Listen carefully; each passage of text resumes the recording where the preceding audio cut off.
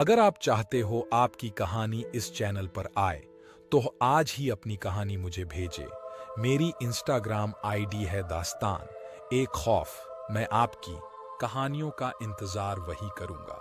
Link in description. मेरा नाम इमरान खान है। मैं एमपी के ग्वालियर से हूं और आज की यह कहानी भी एकदम सच्ची है, जो कि मेरे पिताजी के साथ घटी है। मेरे पिताजी बहुत ही हिम्मत वाले और निडर इंसान थे। मैं ऐसा इसलिए कह रहा हूं क्योंकि जब वो अपनी जवानी पर थे, तब वो अपने पिताजी के साथ अक्सर देर रात को काम से छुट्टी करके घर आया करते थे। वह भी लगभग रात के 11 या 12 बजे। उनका घर यानी मेरे दादा दादी का घर, वहां जाने के दो रास्ते थे। उन्हें आप गली भी कह सकते हैं, जो कि आज भी है। वह गलियां जब पड़ती थी, तब उनका घर सिर्फ 5 मिनट की दूरी पर रह जाता था। और जब पिताजी काम से लौटकर आते थे तो गली सीधे हाथ पर पड़ती थी, तो अक्सर उसी गली से अपने घर की ओर जाया करते थे। सबसे बड़ी बात, मेरे पिताजी ही नहीं, रात के वक्त जो भी आता था वह सीधे हाथ वाली गली से ही आता था। ना जाने क्यों, पर उल्टे हाथ में भी एक गली थी, लेकिन रात के वक्त वहां से कोई भी नहीं आता था। उस गली में एक गंदा नाला भी था और ठीक उस नाले के बगल से एक गली भी जाती थी, जो कि लोगों को बाजार तक पहुंचाती थी।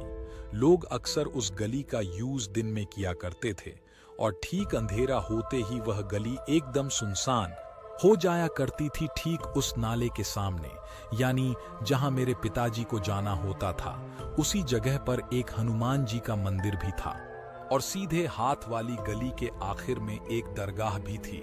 वह दोनों गलियां एक छोटे से मैदान में जाकर खुलती थी। उस जगह पर पहुंचने के बाद दरगाह और मंदिर दोनों नजर आते थे।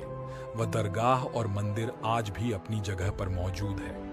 खैर, अब कहानी पर आता हूं। जब पिताजी अपने घर की तरफ आते थे तो ठीक उन गलियों के आने से पहले एक लकड़ी का टाल भी पड़ता था। पिताजी ने मुझे बताया कि ठीक उसी टाल से शक्ति की शुरुआत होती थी। उस रात जब पिताजी उस टाल के पास से गुजरे, तो उन्होंने देखा कि एक काला साया उनकी साइकिल के आगे चल रहा है। कभी वह साया किसी पेड़ पर नजर आता तो कभी किसी दीवार पर।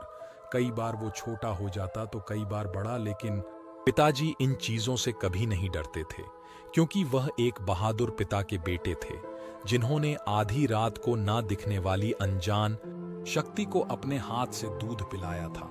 और तो और उन्होंने अनजान शक्ति से निडर होकर बातें भी की थी। खैर, कुछ ही देर में वह दोनों गलियां भी आ गईं। पिताजी अक्सर उस सीधे हाथ वाली गली से ही जाया करते थे, लेकिन आज पता नहीं उन्हें क्या हुआ।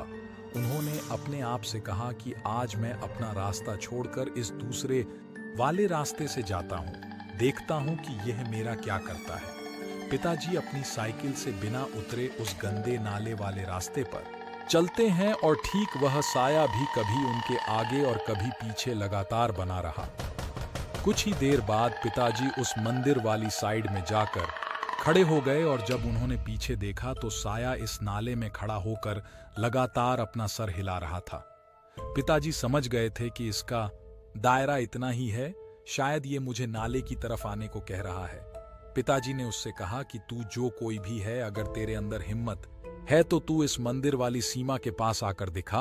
वह साया ना में सर हिला रहा था।